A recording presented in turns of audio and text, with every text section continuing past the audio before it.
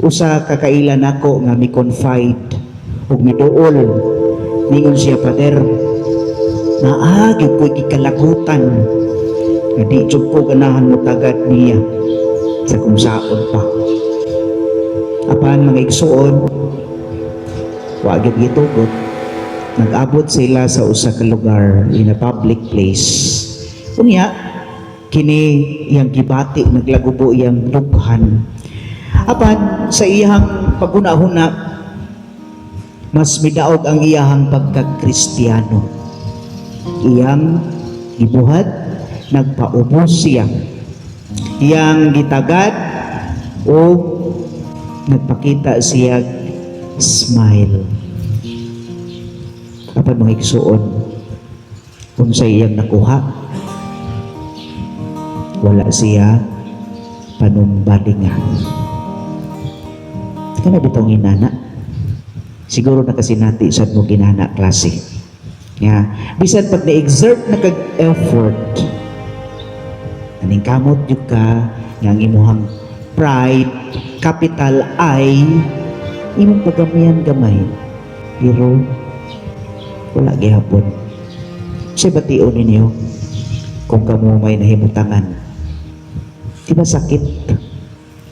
Kasi buhaton kasagaran na to, magyaw-yaw gayon kita. Mura po siya si Kinsa. Siya rabay mas nakasala.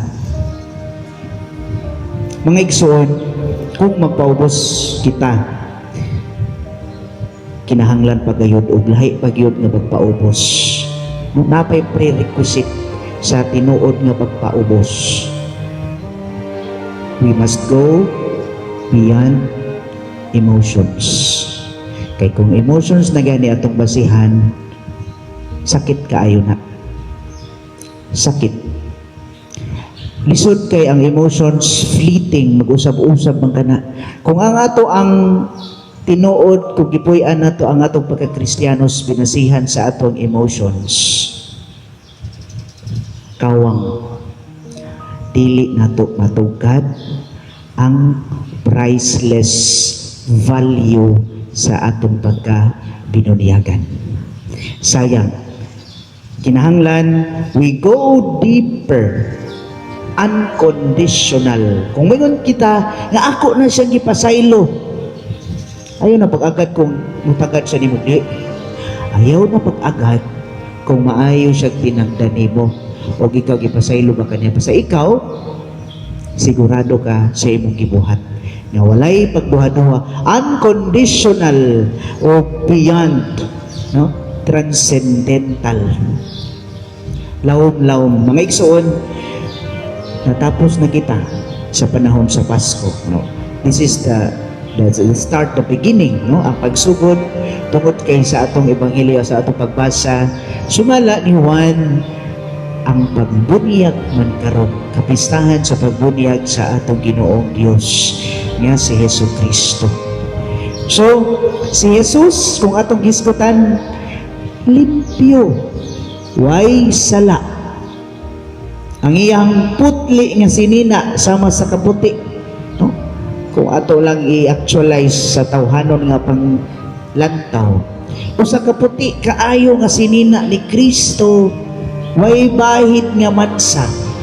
Apan nagpabunyag siya kang Juan, haron kita mahisama o siya mismo mi tuslo ngadto sa tubig nga nagkalunang sa sala, haron ang iyang puti nga sinina maapil pud og ka hugaw, mauban siya nato.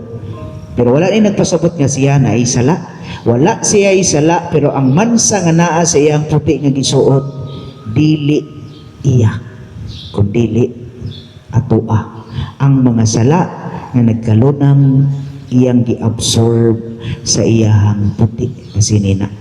Inana nga konsepto sa tawhanon nga pagkuna-una nganong si Kristo nagpabunyag.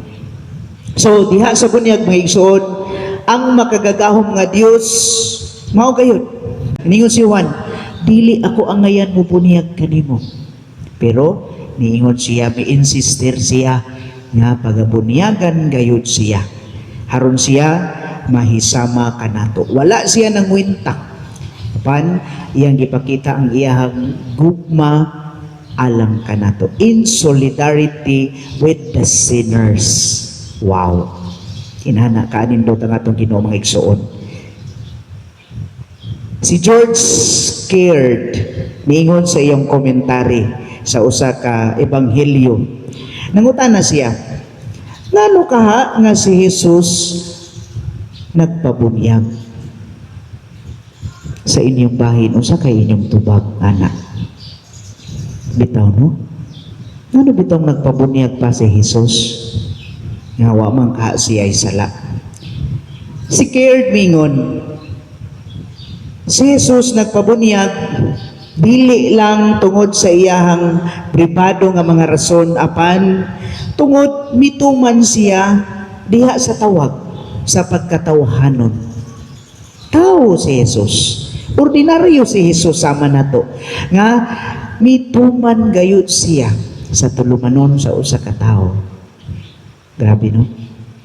Sa iyang pagka-Diyos, iyang gihubo iyang pagka-Diyos, nagpakatao siya, mituman siya sa tanan nga sugo nga kinahanglan mabunyagan gayud, no? Gingon sa ato ebanghelyo, paghuman sa pagbunyag sa mga tao, si Jesus usab gibunyagan.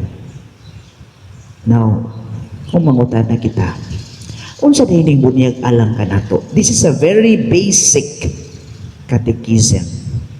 Apan, subo lagi kaayo pamaladungon kung maingon tagbunyag mga igsuon, ang atong mahinungduman reception man.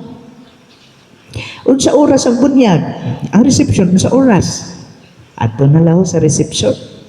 Or even, adunay gitawag nga pre-Jordan seminar. Ang tanang mga mangugos, dili mo tambong. Kaya kabalo naman ko ana unsa nang bunyag. Mga igsuon, this is a sad reality. Sayang. Kaya ang bunyag, si Kristo mismo, iyang gipakita ang pagsugod diha sa ato ang pagka-Kristiyanos. Diha sa bunyag, nakadawat kita gitawag nga indelible mark. Kung sa ink pa na, kung sa election, indelible ink, dili mapapas, bisod papason. Kung ikaw karon ni Simba binunyagan, imong pagkabinunyagan, priceless ka na, dili ka na mailog.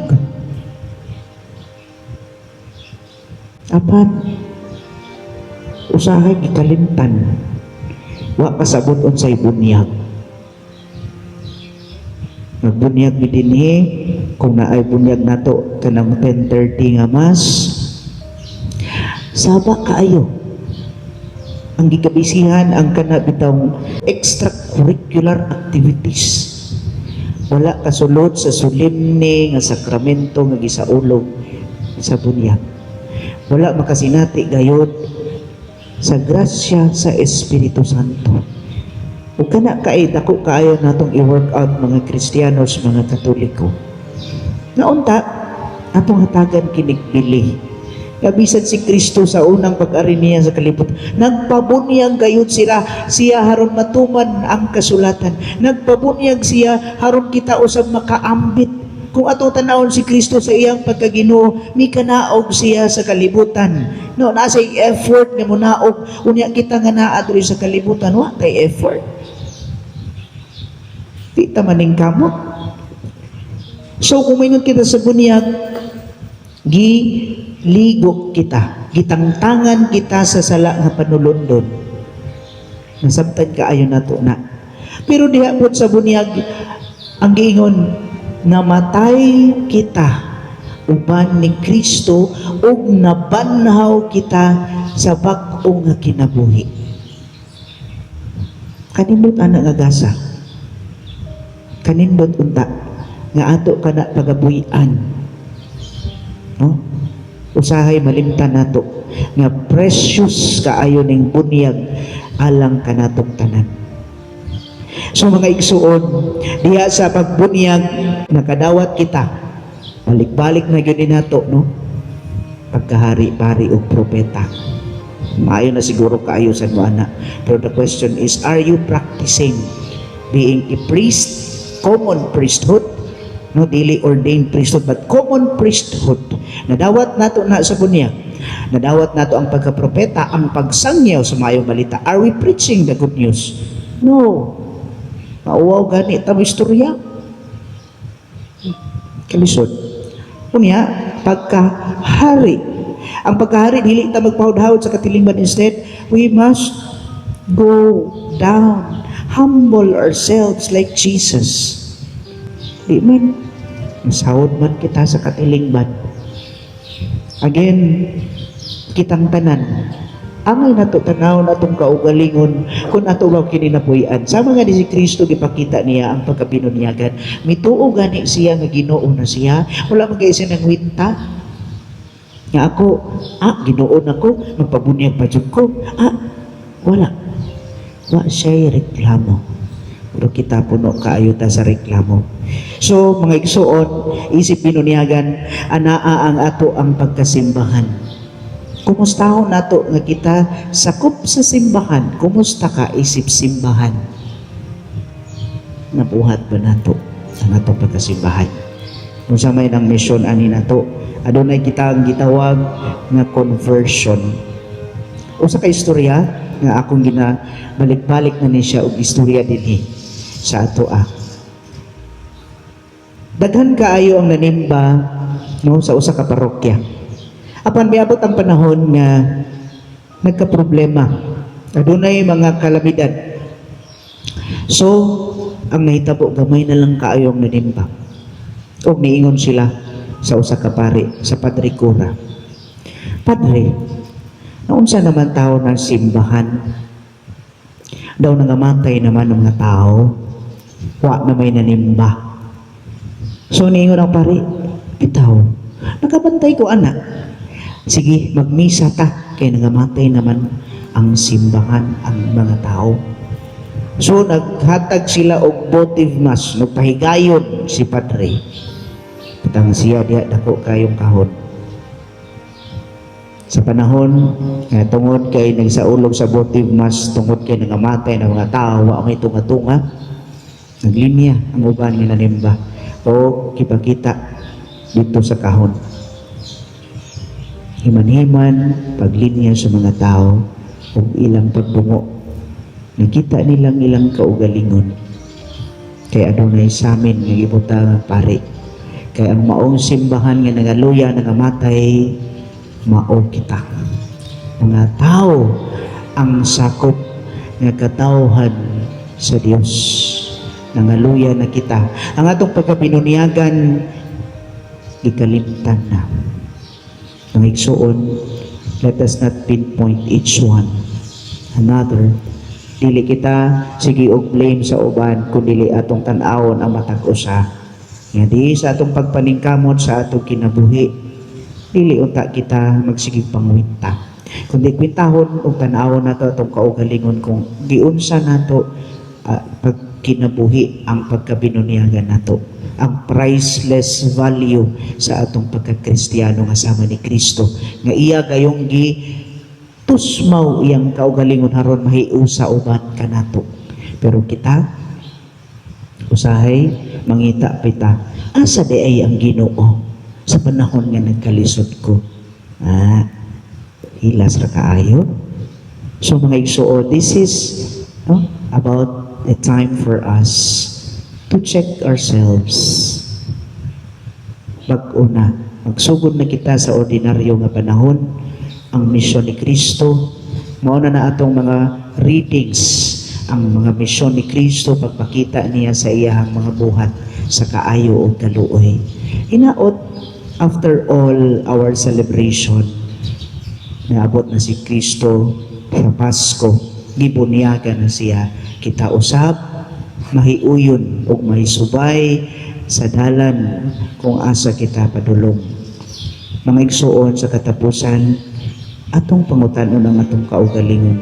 If we truly value our being a Christian, as a baptized Christian, kay balo ba ka kung kano sa gabi dunyagan? Kahinumdum pa ba ka kano sa ka na tao sa imong pagka-Kristiyano?